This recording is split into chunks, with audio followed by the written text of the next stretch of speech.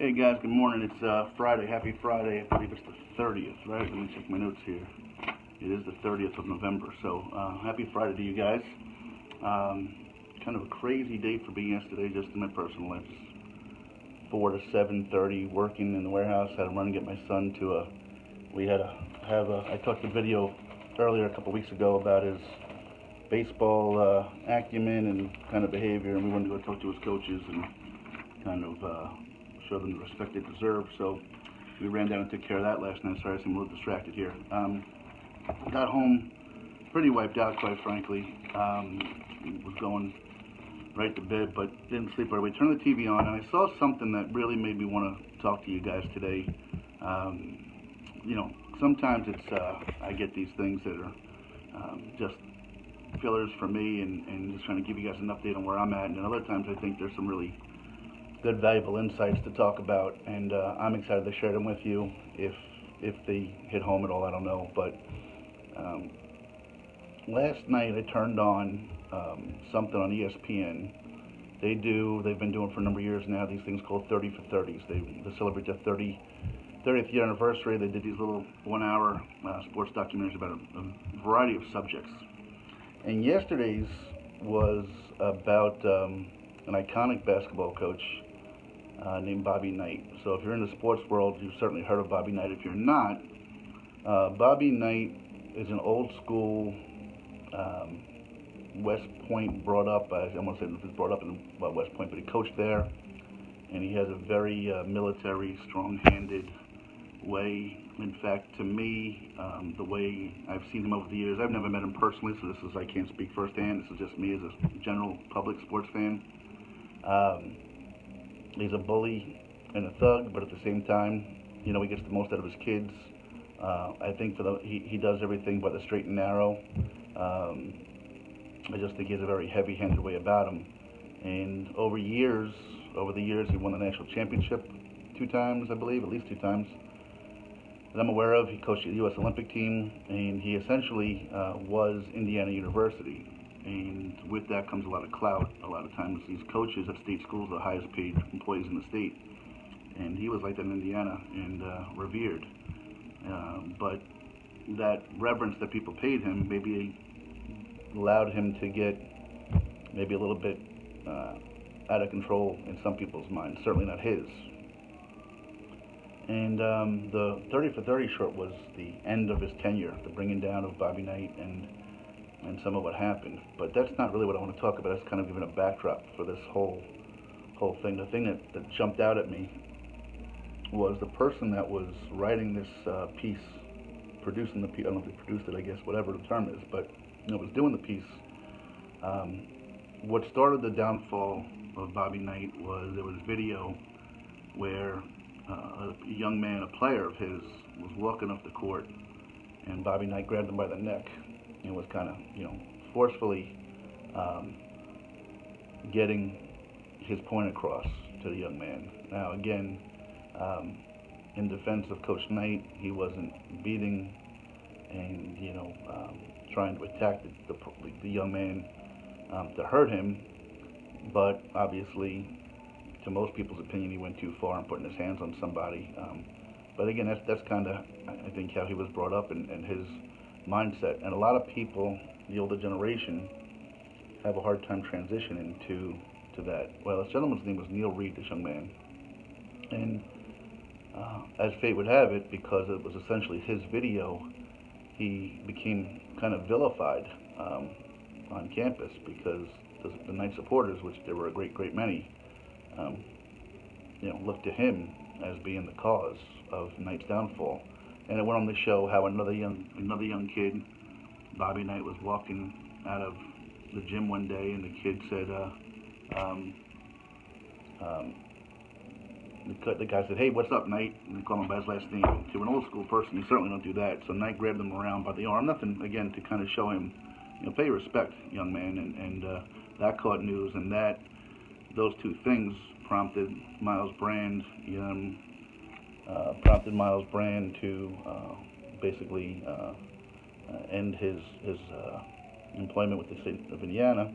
So everybody got death threats. Neil Reed, this other young man, Miles Brand, his wife, But it was Neil Reed that seemed to really have the hardest time dealing with it. But what I found unique about the situation, if you get a chance to watch it, is when the story first broke, I guess the way it went was this guy that was producing the story was first assigned the story and broke it initially, and he interviewed Neil Reed, and while he's interviewing him, he has Neil Reed watching the incident, and it was eye-opening. This young man was so uncomfortable. You could almost tell he was holding back tears. I think part of it was shame. I think part of it was guilt. Like, I'm the one that caused his downfall. I mean, he wanted to play for Coach Knight. He chose to go there. He liked him. But to see a young person that disturbed was eye-opening. But what I'm really taking from it was when you watch this 30 for 30, when whatever happened that they were doing the second episode, the person doing the interview, who had done the first one, said, I went back and I watched those films, and I couldn't believe the first go-round how I didn't pick up on it. Everybody I showed this video to, other journalists and things like that, immediately picked up on how uncomfortable this young man was, how, you could see he was just overridden with and almost not just shame in terms of being guilty shame, but shame almost kind of what I imagine someone that goes through a physical assault feels when a woman gets physically assaulted. And,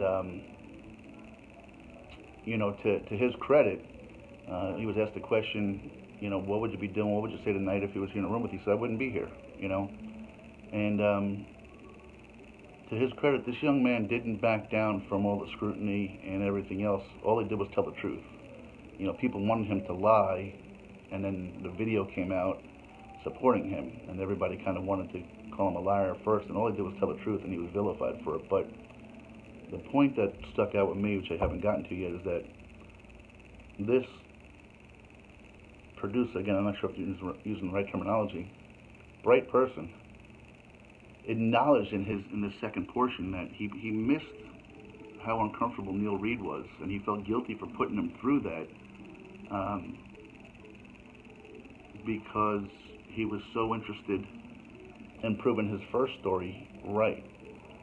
And that's the part that I wonder sometimes.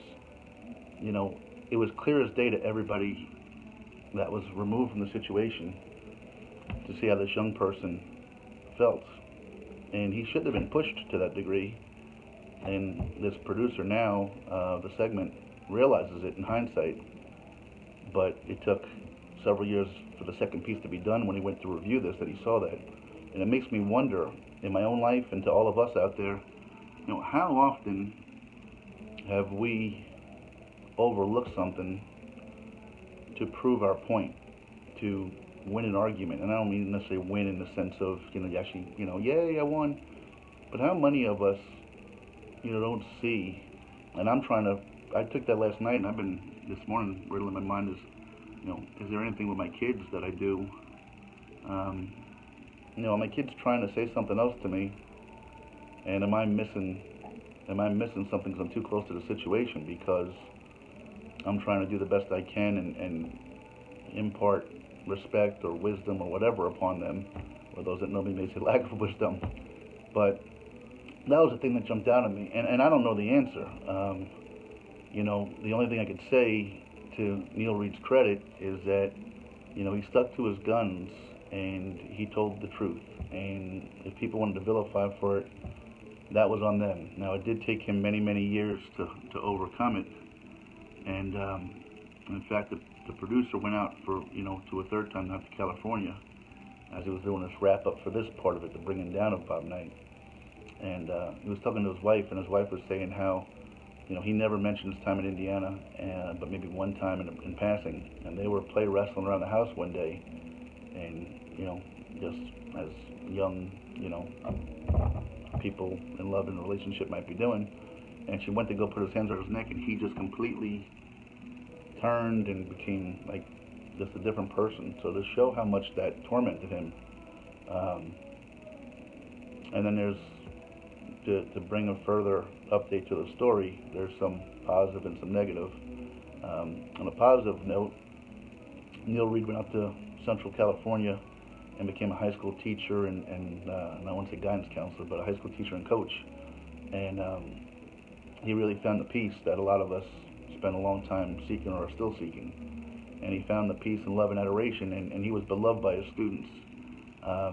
The sad part is being a dad of two kids now with his wife and being a coach and a teacher. Apparently, as a teenager, he had a heart arrhythmia. It never presented a problem. And one night, he woke up kind of gasping for air, called his wife, and by the time the medics got there and got him to the hospital, I think his heart stopped 13 times on the way to the hospital, and eventually they took him off life support. And at 36 years old, this young man, passed on. So, father of two, husband, that's tragic always, And then to think that his younger years were marred because somebody put their hands on his neck and it got caught on video. And for that, our lives change like this, sometimes not even in our own control. And that was one of those situations. So, but the takeaway for me wasn't, your opinion on Bob Knight, and he was beloved and there was rallies for him, or the amount of angst you have towards him. It wasn't so much, Neil Reed playing a victim. He didn't play a victim whatsoever. What I thought was just, again, so subtle. He didn't have a breakdown. He tried to be this strong guy and hide the fact that how tormented and bothered he was by seeing this incident. 30 seconds is what it took. 30 seconds changed his whole life. But the thing I took away was watching this person doing the interview that had this gentleman, this young man, sitting 5 feet away from him, completely bothered by it. I mean, it's kind of one of those things, if somebody, I don't know what I would liken it to, but, if somebody didn't like to see, a family member that passed on and kind of forced them to watch it. No, here, look at this picture, like they kind of do in the murder mystery shows when they're interrogating somebody as a suspect. Why did you make this kid keep watching it? And the producer of the segment, acknowledges now that, he was so wanting to hear or hoping to justify his first piece that he put this young man through it, and he regrets it now. But that makes me wonder how many times in my life have I done that for one of my guys out in the warehouse out there, or one of my drivers, one of my family members, one of my dear friends. How many times have they been reaching out? I'm usually pretty good at reading the signs when someone reaches out and what the hidden meaning is, but how many times have I maybe missed what might be clear to everybody else because I was trying to feed my own agenda or my own in the moment. And I'm not saying anything catastrophic. It could be little stuff, but still, I don't want to be like that. And if this producer did it, he had no agenda to do so. It just happened. I mean, how many of us do that on an everyday basis, whether it's at work or with our family and our significant others, our friends, whatever. So that was a takeaway. So I wanted to share that with you guys today. I will tell you, I believe. When I was out on the journey, Route Magazine had called to do an interview with me. I got a call, and I believe it's going to happen today, that they're going to do the follow-up on it for the December issue. So I got to check my calendar and see what day it was. That may be happening later today as well. So anyway, hang in there. Love you guys. Happy Friday. Have a great day, and I'll talk to you soon. Bye-bye.